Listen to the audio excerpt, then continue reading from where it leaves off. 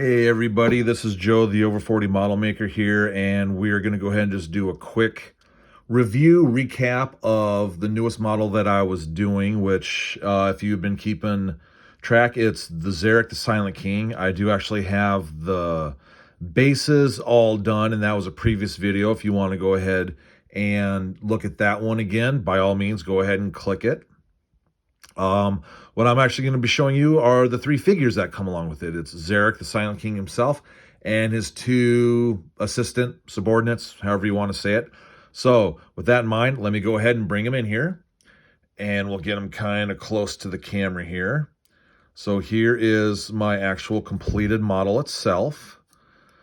Quick recap, if you just want the TLDR on it, this thing was a bear to make. As you can tell, these things aren't exactly like straight, and this one might be kind of tilted slightly and kind of off, and the cape and the stuff like that.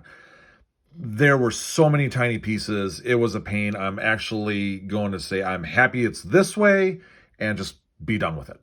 So with that in mind, let me go ahead and concentrate on the Silent King here. Let me grab a pointer, and I will use the trusty Gundam Beam Saber Blade to do that. So here we have Szarekh the Silent King and his two minions here. So putting these together was kind of a pain. Not so much this area or the head or the arms or anything like that. It was the hand holding the bleeping staff, because your joint to hold them is here at the elbow, and then you have half of a hand.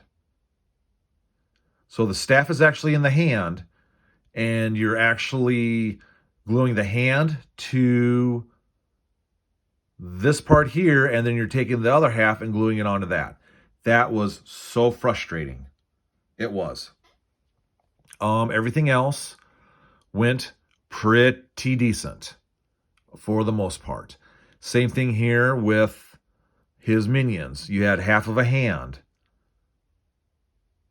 to the other half to the elbow. Very, very tiny joints. But when you get them all together, it's great. The cape was in three pieces, and that was pretty simple too. The staffs were pretty simple, all that fun stuff. Now, what did I actually do to paint them? Well, let me show you all the paints that I used to paint them with. Now, if you go to, say, Duncan Rhodes Painting Academy, let me put these over here. Duncan Rhodes Painting Academy, you can see how many paints it takes for this whole object here. I only use these right here because I already had them, because I don't see why I need to do this, the cape first in lead belcher, and then the cape again in a silver, and then a cape again with a blue tint, and then a bluer tint, and then a bluer tint for all the creaks and crevices. I think it looks fine just the way it is. And again, that's just me, and that's just how your painting should be. It should be how you want it, not how a guy who's probably had 3 or 4 attempts and gets all of his stuff for free, gets the job done right. So the bodies were lead belcher, and then I painted them in a steel gray or steel color, and then I did the Rune Lord brass, the Retributor armor here, and especially for things like the Catan, and then these green bits here. I mean, you're supposed to go ahead and do like 4 different types of green on it. I just didn't. I just did moot green, called it good, been done, with, the first layer actually being white, so it kind of shows up better on all the staffs. Silver for the metal parts here was black. The handles and the middle parts there, that actually I did it in purple. the same purple as the Warglaves back here. It just kind of all worked. Would I ever want to do this again? No, not at all. Not one bit. Would I want to do more Necron painting? It depends on what I actually need to finish out my army. But this is definitely going to be an awesome display piece. Here, let me move these over here. Move these back this way, this back this way. Let's move my things here. I mean, let me move it like this. There we go. Just like that. Have it all in there.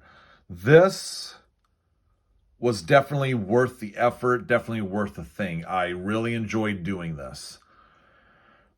Is it something for a beginner to do? No. Is it something to challenge somebody on their painting skills? Definitely yes, and I'm glad I did it. Some tips to do is, the number one tip itself is when you start feeling either frustrated or tired with your painting, stop, take a break. I think that helped me get through this and not get too frustrated, was being able to take a break in all this. And I took breaks for like days on end before I got back into it. Also because, you know, life gets in the way sometimes, but still, you want to be able to enjoy doing something like this. And I did. I really like this. This is a 10 out of 10, easily. Awesome stuff. But with that, I'm going to go ahead and wrap this up. So this is going to be used on the tabletop from time to time when I get started playing with other people. And I know I have my army settled and set. So with that, I'm going to say, if it's your birthday, happy birthday, you handsome man. If it's your birthday, happy birthday, you beautiful, beautiful woman. Thank you very much, everybody, for joining me today. I really appreciate you guys stopping by. Take care, be safe, and we'll see you in the next video.